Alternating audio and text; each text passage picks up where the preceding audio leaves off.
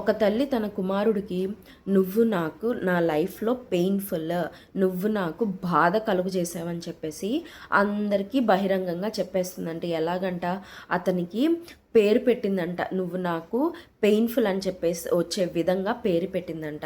మరి ఆవిడకి ఆ కాంప్లికేటెడ్ ప్రెగ్నెన్సీయో తెలీదు, లేదా ఆ డెలివరీ టైంలో ఏమైనా ఇష్యూస్, అబ్స్ట్రక్టెడ్ లేబర్ అయి ఉండొచ్చు, లేదా ఇంక ఏదైనా అయి ఉండొచ్చు ఏమో తెలియదు. కానీ ఆ పెయిన్ని తట్టుకోలేక ఆవిడ తన కుమారుడికి నువ్వు నాకు పెయిన్ఫుల్ అనేసి ఎబ్బేజు అని పేరు పెట్టిందనమాట. ఎబ్బేజు అంటే నువ్వు నాకు వేదన, పెయిన్ అని చెప్పేసి మీనింగ్. యూజువల్గా ఒక తల్లి ప్రసవ వేదన పడ్డాక ఆ బాధ అంతా మర్చిపోతుంది అంటండి ఎప్పుడు బిడ్డను చూసినప్పుడు.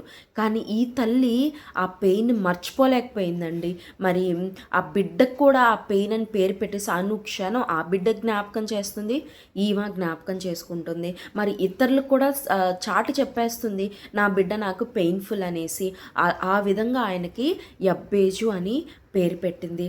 అయితే ఈ ఎబ్బేజీ ఏం చేశాడు తెలుసా అండి, ఆ బాధ, అతను ఆ ఇన్సెక్యూరిటీ, ఆ ఇన్ఫీరియారిటీ కాంప్లెక్స్తో అతను ఎక్కడో నా పేరు మార్చుకోవాలని శకునగాండ్ర దగ్గరకో, లేకపోతే మంత్రసానుల దగ్గరకో, లేకపోతే ఇంకేదో అతను లోకాన్ని ఆశ్రయించలేదు, మనుషుల్ని ఆశ్రయించలేదు. తనకు వస్తున్న ఆ నిందని, ఆ ప్రెషర్ని, లేదా ఆ పార్షియాలిటీని తట్టుకోవడానికి ఆయన తన తల్లిదండ్రులతో గొడవ పడలేదు, ఏ మనుషుల్ని ఆశ్రయించలేదు, ఏం చేయొచ్చు అని లోకానుసారంగా అతను ఆలోచించలేదు. కానీ ఒక్కరి దగ్గరికి పరిగెత్తాడు, అది దేవుని దగ్గరికి పరిగెత్తి ఆయనకు మొరపెట్టాడంట. దేవా, నా నా పరిస్థితి అయితే ఇది, నా పేరైతే వేదన, కానీ నీవు దయచేసి నీవు నన్ను ఆశీర్వదించగలిగిన ఎడల, నీవు నీ హస్తము నాకు తోడుగా ఉండ దయచేసి నాకు ఏ కీడు రాకుండా, నేను దాంట్లో పడకుండా కాపాడు అని ప్రార్థించాడండి. మరి అతను ఎంత బాధలో ప్రార్థించాడో మనకైతే తెలియదు. కానీ దేవుడు అతను ప్రార్థించిన దాన్ని అతనికి దయచేసెను అని మనకి బైబిల్లో ఉంటుంది. ఒక చిన్న పారాగ్రాఫ్లో ఈ స్టోరీ ఎండ్ అయిపోతుంది. మరి దేవుడు ఆ బిడ్డ బాధ చూశాడండి. ఆ బిడ్డకి ఏమీ తెలియదు, ఆ బిడ్డ తెలిసి తప్పు చేయలేదు, ఆ బిడ్డ పుట్టక మునిపే ఈ తప్పు జరిగిపోయింది. కానీ ఆ కాన్సిక్వెన్సెస్ అతను భరిస్తున్నాడు. తన సహోదరుల దగ్గర తను తక్కువవాడుగా చూడబడుతున్నాడేమో, పార్షాలిటీ అతని మీద ఉందేమో, ఇన్సెక్యూరిటీగా ఉందేమో అతనికి. మరి ఆ బాధ తట్టుకోలేక దేవుని దగ్గరికి పరిగెత్తాడు. ఆ మనస్సుతో ఆయన దగ్గర ఆయన మొరపెట్టుకున్నప్పుడు దేవుడు అతనికి కావాల్సింది అతనికి దయచేశాడు. ఇక్కడ దేవుడు ఎక్కడ నువ్వు నాకు ఉపయోగపడతావా లేదా, నువ్వు నాకు ఇది ఇస్తావా లేదా, లేకపోతే నువ్వు నాకేం చేస్తావు అని దేవుడు ఎక్కడా చూడలేదండి. ఆయన పెయిన్ని చూసి దేవుడు అతనికి ఆ బ్లెస్సింగ్ ఇచ్చాడు. దేవుడు అతన్ని ఆశీర్వదించాడంట. అతను అడిగిన దానికి దేవుడు అతనికి దయచేసెను అని బైబిల్లో ఉంటుంది.